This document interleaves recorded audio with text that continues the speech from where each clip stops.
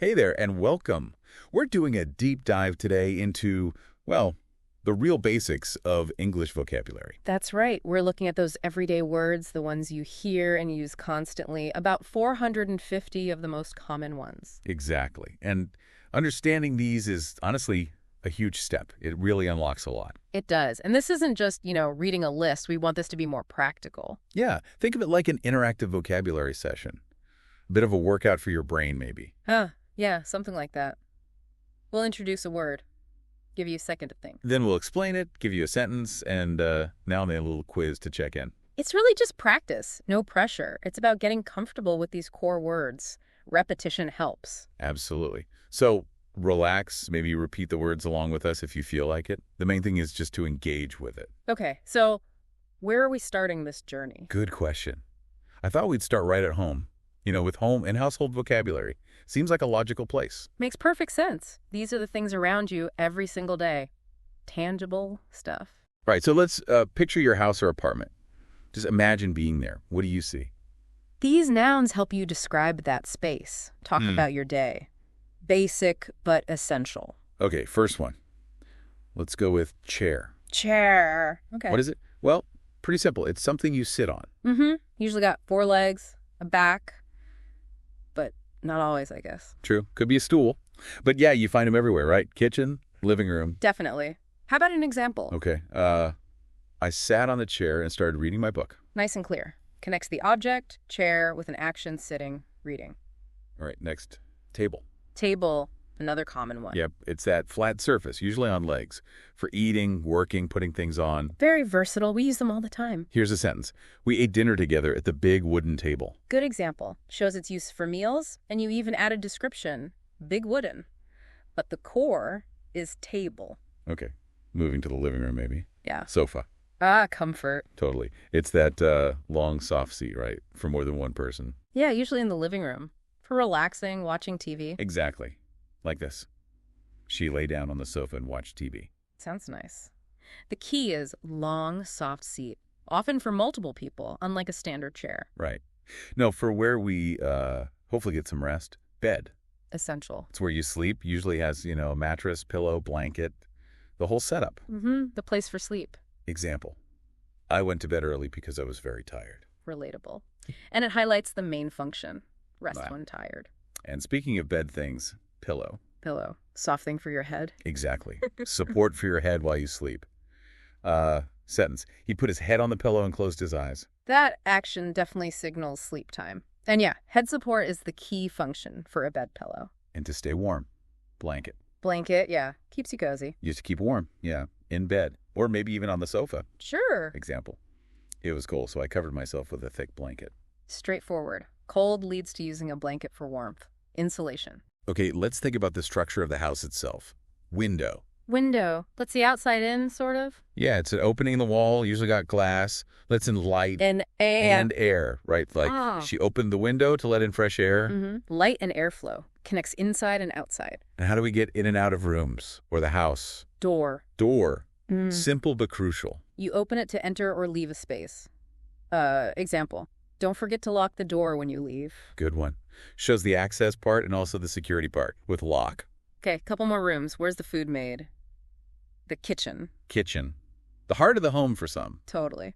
It's the room for cooking, preparing food, sometimes eating too. Right. Cooking is the main thing. Sentence. My mother is cooking in the kitchen right now. Makes you imagine the scene, maybe the smells. Center for food prep. And last one for this section. Bathroom. Bathroom. Another essential room. Place for washing, showering, bath, toilet, Hygiene central. Exactly. Brushing Yeah. teeth, washing hands. It's like this. He went to the bathroom to brush his teeth. Perfect. Links the place to a common hygiene action. All right. That's our first batch of words. Household basics. Good foundation. These words really describe our immediate world. So ready for a quick brain flex, mini quiz time. Let's do it. Good chance to recall these. And hey, no worries if you hesitate, that's normal. Okay, first one. What do you usually sit on?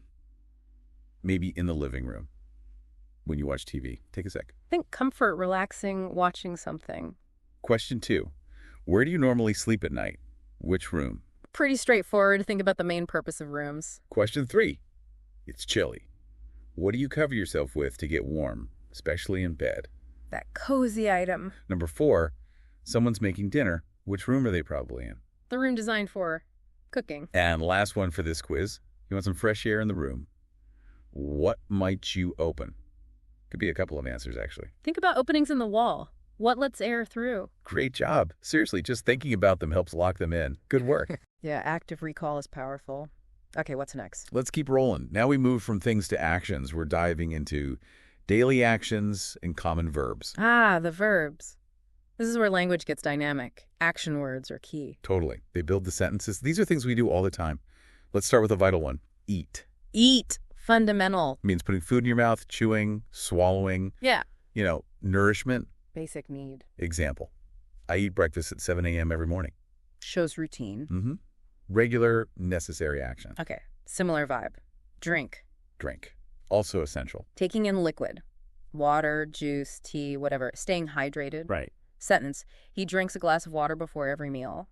A common habit for some. Links the action drink to a time or routine before every meal. Now the big restorer. Sleep. Sleep. We all need it. Resting your body and mind, usually at night. Example.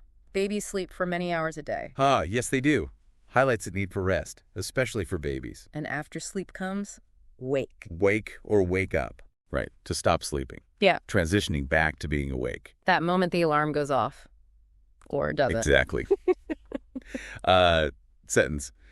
I usually wake up at 6 a.m. Usually suggests it's a habit, a typical time to stop sleeping. Okay, movement. Very general one. Go. Go. Moving from A to B. Moving from one place to another. Like, she goes to school every day. Specifies the destination, school, and frequency every day. Very common verb. And the counterpart to go is often come. Come. Movement towards. Towards someone or something. Towards the speaker, often. Example. Please come here and help me with this. It's directional. Go is often away, come is often towards. They show perspective. Okay, what about when we're not moving? We might sit. Sit. Resting on a chair or the floor. Resting your body, legs usually bent. Sentence.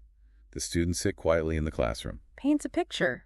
Specifies how, quietly, and where in the classroom. And the opposite. Usually stand. Stand. Upright. On your feet. Being in an upright position, yeah. Supported by your feet. Example. Yeah. He stood at the bus stop waiting. Common posture for waiting. Or working sometimes. Right. Moving again, but at a normal pace. Walk. Walk. Foot in front of foot. Moving by putting one foot in front of the other. Like, we walk to the park every evening. Shows gentle movement, a destination, and a routine time. And if we speed it up, we run. Run. Faster movement. Moving quickly with your feet, faster than walking. Example. She runs every morning for exercise. Highlights the speed and gives a reason. Exercise. Okay. Wow, that's a good set of basic actions, right? Absolutely. Eat, drink, sleep, wake, go, come, sit, stand, walk, run.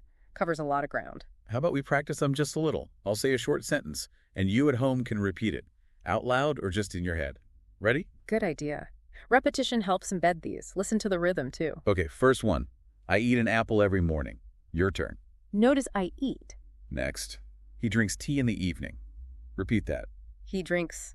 Different subject, same time frame idea, evening. Third one. They sleep early. Go ahead. They sleep. Plural subject. Simple action. Number 4. We go to the market on Sunday. Your turn. We go.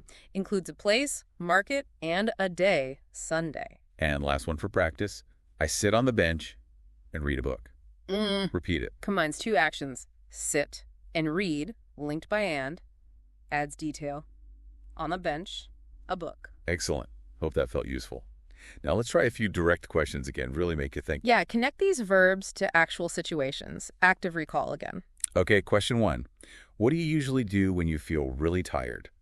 What action helps you rest? Think about what your body tells you. What's the main way to recover energy? Second question. You need to get somewhere fast, on foot. What action word describes that quick movement? Faster than walking. What is it? And final question for this part. Teacher says, please have a seat. What action are they asking you to do? Think about that phrase, have a seat. What does it mean physically? Fantastic. Seriously, great work engaging with all of that. We've covered home items, daily actions, building blocks. Definitely a solid start. Nouns for your environment, verbs for your actions. That's a powerful combination already. And honestly, this is just the first step.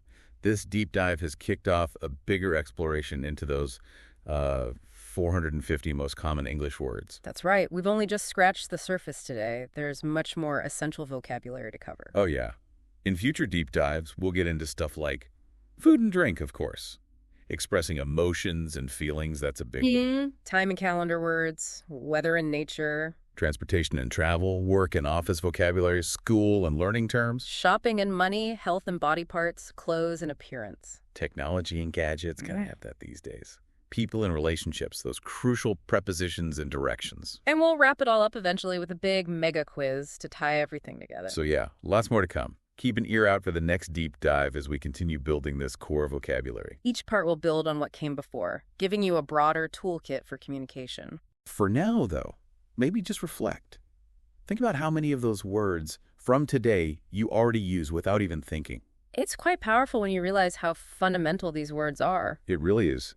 Maybe you'll start noticing them more now, just out and about in your day. That awareness itself is a great learning tool. Definitely. Well, until our next deep dive, keep listening, keep noticing, and keep practicing.